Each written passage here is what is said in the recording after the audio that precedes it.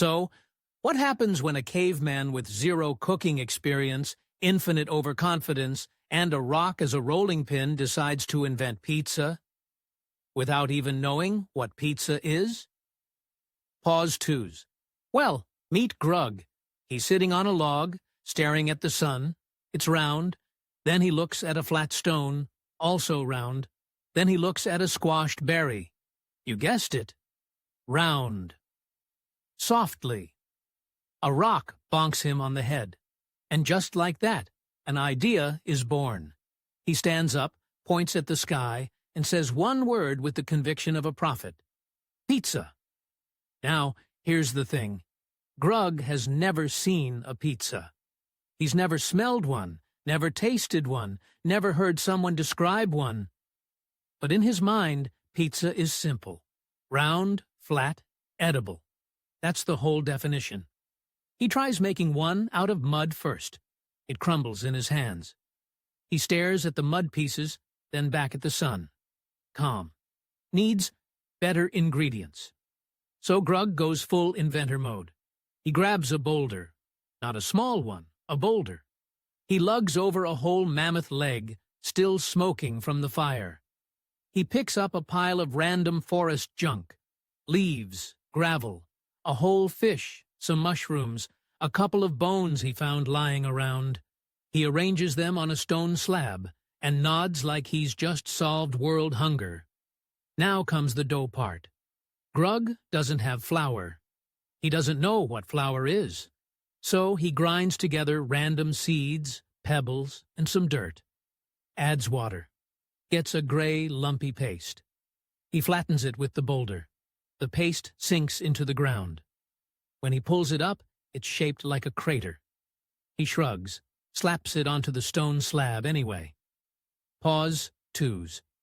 Close enough. He piles on the mammoth chunks. Then the whole fish. Then the gravel, because, as he mutters to himself, texture is important. Then a handful of leaves for color. A background caveman walks past, sees the mountain of raw chaos, and slowly backs away, eyes wide. Grug waves cheerfully. Sighs. He thinks that's admiration. He has no idea what he's about to unleash. Pause twos. So Grug, being the visionary he is, decides the problem isn't his ingredients. It's the fire. It's not hot enough. Or maybe it's too hot. He's not sure. But he's going to fix it. He builds a mountain of wood. Not a small pile. A mountain. He drags entire tree trunks, dead branches, a few unfortunate bushes, and what looks like a discarded mammoth tusk. He stacks them all into a towering bonfire. Then he lights it. The fire roars to life, sending a plume of smoke straight into the sky. Birds flee. A few background cavemen in the distance stop and stare. Grug grins. He tosses the pizza in. The pizza doesn't cook. It vanishes. 1 second it's there, the next, a black smoking disk. He pulls it out with a stick. It's a charred frisbee. He tries again. This time, he uses less wood, but he grabs wet wood by mistake. The fire smokes, thick and gray, choking everyone within 100 feet. The pizza emerges soggy, dripping, and somehow still cold. He tries a third time. He places the pizza directly on the embers. The bottom burns instantly. The top stays raw. It's a pizza with a black crust and a raw, gooey center. He stares at it. He shrugs. Innovation takes time.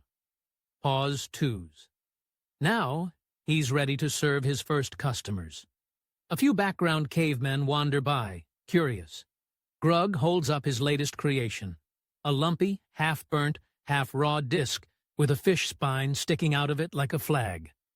One caveman takes a bite. His face goes through a rapid series of emotions: confusion, disgust, betrayal. He turns green. He runs away, clutching his stomach. Grug waves. He's too excited to eat. Classic. The next customer is more cautious. She pokes the pizza. A piece of burnt crust flakes off. She tries a tiny corner. Her eyes water. She drops it and runs. Grug nods approvingly. They're overwhelmed by the flavor. But after the third, fourth, and fifth customer all flee, even Grug starts to wonder. Maybe it's not the oven. Maybe it's the shape. Pause twos. Grug invents the pizza cutter. It's a sharp rock tied to a stick. He swings it like a club. The first pizza gets cut into triangles. The customers stare at the triangles. They don't understand. One tries to pick up a triangle. It crumbles. The next pizza gets cut into squares. Then zigzags. Then a shape that vaguely resembles a chicken. The customers are baffled. One brave caveman picks up a claw-shaped piece. It disintegrates in his hand. Grug is undeterred.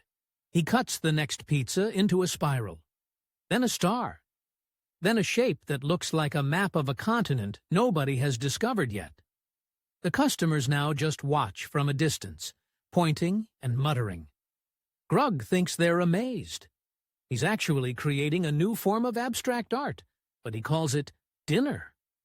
Pause threes. Then he has another idea. What if the pizza is too flat? What if it needs to be deep? He invents the deep dish pizza by accident. He puts too much dough in a stone bowl, piles on the toppings, and bakes it until the edges are black, and the center is a bubbling swamp of mammoth fat and gravel. He pulls it out. It's a volcanic crater of food. He serves it. A background caveman takes one bite, his eyes cross, and he faints. Grug pats him on the back. Too much flavor. It happens.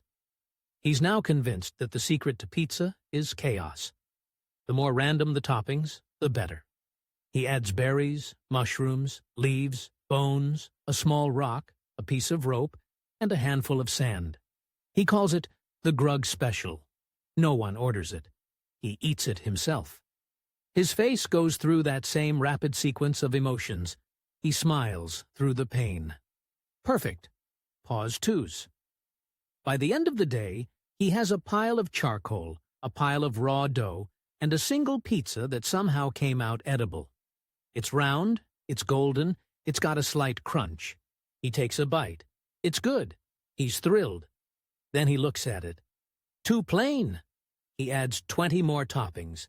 The pizza collapses under the weight. He takes another bite. It's a disaster. He grins. Now that's a pizza. He stands up, arms wide, covered in flour and ash, and announces to the empty field, I am the greatest chef in history. A single background caveman claps once, then walks away. Grug bows. He has no idea what he's done, but he's proud of it. And that's all that matters. And so, Grug's grand pizza empire had one customer. Himself. He sat alone on a rock, staring at the collapsed mountain of toppings. The mammoth meat was charred, the berries had turned to jam, the fish was somehow still alive, and the bones were just bones. He took a bite. His face cycled through confusion, regret, and then pure, unshakable pride. Pause twos. This is the worst thing I've ever eaten, he said, which means it's the most honest pizza. He decided to brand it. He called it the honest mistake. He carved a sign on a flat rock. Grug's Pizza. It's a surprise every time. But the sign was too heavy, so he tied it to a tree. The tree fell over. Grug nodded. Perfect. Background cavemen started to drift back, curious. One brave soul pointed at the pizza. Grug handed him a slice shaped like a star. The man sniffed it. His eyes watered, and he took a tiny bite. Pause ones. Then he slowly, deliberately, placed it down and walked away backwards. Grug waved. Come again? And that was the moment Grug realized something deep. He realized that pizza wasn't about food. It was about the journey. The journey of burning things, crushing things, and pretending it all went according to plan. He looked up at the sky, flour on his nose, ash in his hair, and whispered, I have invented the future of disappointment. He closed his shop, not because it failed, but because he had achieved everything. He had made a pizza that no one could forget, even if they tried. Pause twos, and as he walked off into the sunset, chewing on a piece of raw dough with a fish spine poking out, he muttered, "I'll perfect it tomorrow." Pause ones, softly. He never did.